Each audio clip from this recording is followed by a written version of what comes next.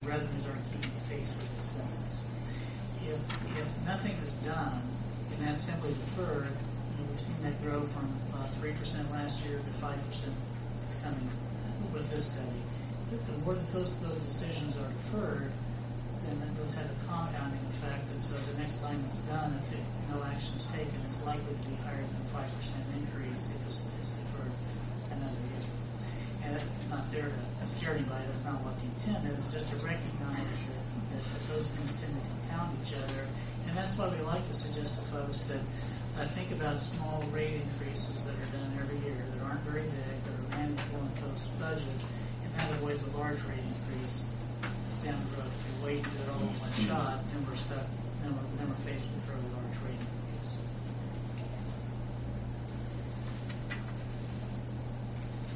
On page 16, there's a set of rates that show what the current rates and charges are for the water utility and what those rates and charges would become if we first raised the bottom price of water and then secondly raised the rates an additional 5% across the board. The minimum charge today is $9.57 for 300 cubic feet. It would increase to about $10 and a nickel. In the first phase, it would increase to $10.56 in the second phase, and $11.10 in the third phase. So roughly, it would grow by about 50 cents in each of those phases for the minimum charge.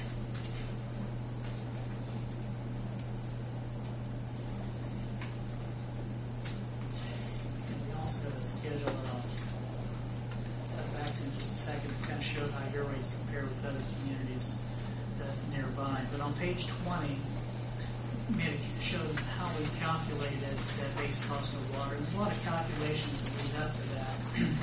But essentially, the theory behind base water costs is what if we had a water system that ran that was 100% efficient and ran at the average flow day in and day out. So there's never any peak days, never any peak hours. So when we design facilities, we were going to use 5,000 gallons in a month, and everybody's going to use 5,000 gallons in a month. There'd be no extra capacity, and the costs associated with that base requirement are assuming that everybody uses water at an average rate is what we call base cost, and then for rate making purposes, that's how we design that bottom price, and that's so when we go through those calculations, we calculated that the base cost of water, if you provided no extra capacity, would be about $1.45. And today your rate's about $1.15.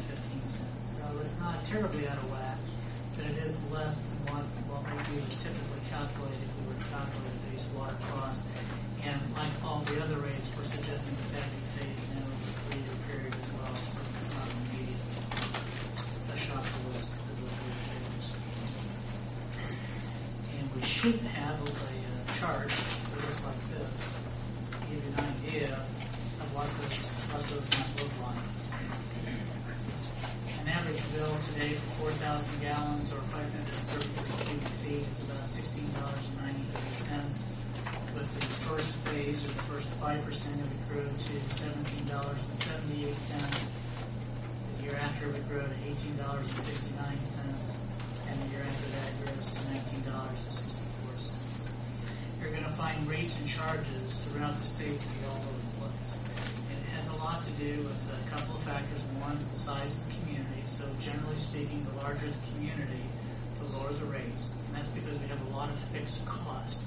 And the more that we can, more ratepayers that we can share that cost with, the lower the rates tend to be.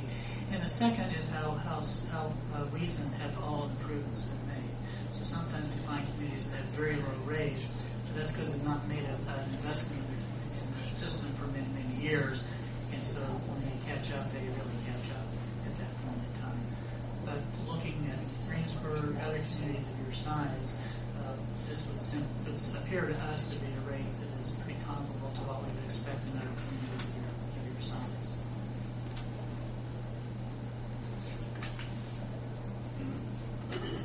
As I mentioned, a lot of what's driving this is Well, there's a couple of things. One, we build in some inflation adjustments, and we don't know what inflation is going to be. And secondly, we know that revenues are a little less on the commercial ratepayers than what we have seen historically.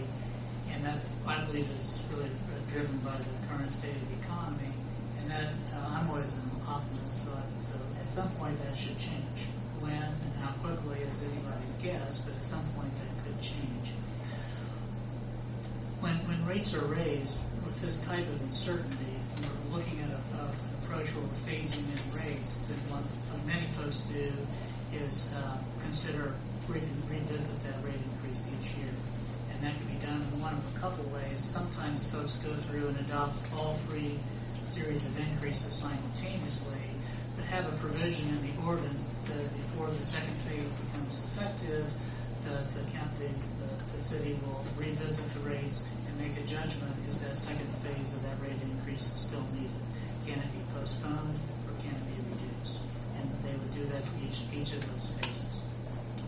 So that's one way to handle it. The other alternative is to go through the adoption process 3 separate times.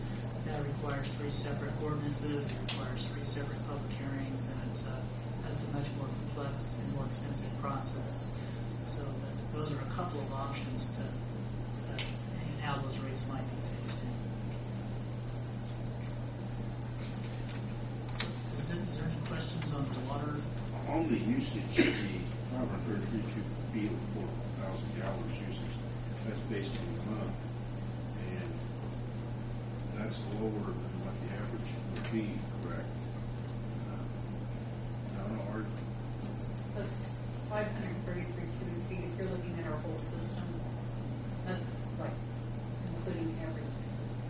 so that makes the residents up a little higher than normal. You can count the commercial along with that.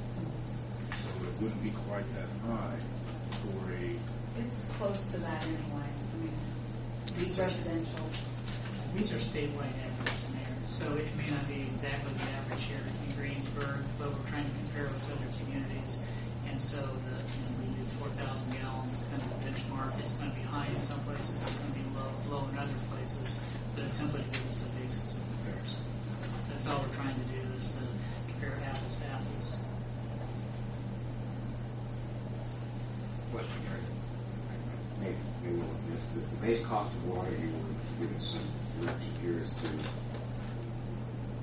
you said we're at $1.15 now, and I think that was a recommendation to go to $1.46. Am I right there? $1.45. $1.45. There's some revenue that would help offset that a little bit. Is that in addition to the 5% recommendation? No, it's not. Okay. No, it is woven into the 5%. Sometimes a picture's worth 1,000 words. They can explain it better than I can. If you would turn to page 16. So when we talk about base cost of water, we're talking about the very last bracket that you have. And your very last bracket is for all usage over 50,000 cubic feet. And currently it's priced at $1.15. So what we would do is suggest that that would be increased over the next couple of years. That gets us from $1 to $1.30 to $1.45, and then then it comes up to $1.60, which should be a 5% increase. very nice, that will be modified upper range. We have one category of industry. That's the category. That's correct. Before, like that was cost us just a, Yeah. so we have limited that range. And those things get out of whack over a period of years, because when there's a couple of ways to raise rates. One is across the board, where all rates and charges are increased by the same percentage, and that's pretty common for folks to do it that way. It's a much less expensive process, but over time it starts to get a little bit distorted, because if you have the same percentage increase to a larger number, you're going to have a bigger number, and the same percentage to a smaller number, you're going to have a smaller number. So that spread, the difference between the highest rate and the lowest rate, is going to grow over time. So this is appropriate to make these types of adjustments. But this is based upon cost. This is an arbitrary or random calculation. It's actually based on the cost that the city incurs to provide service to those users. We haven't calculated to the large water users